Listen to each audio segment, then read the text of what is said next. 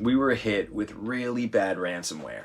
Here's what happened. So I got a call from Steve from finance who said he was working on a project and needed remote access to the office ASAP. So I gave him remote access to his office computer, and then I asked him to notify me when he was done so that I could close the remote access. Boy, was this a huge mistake. Apparently Steve signed up to one of those free streaming services and he used his corporate email and password. That website was breached and the criminals were able to use his email and password to log into our VPN and then remotely connect to his computer. Once on his computer, they installed the malware and were able to steal the user credentials of our backup system, which runs on all of our computers.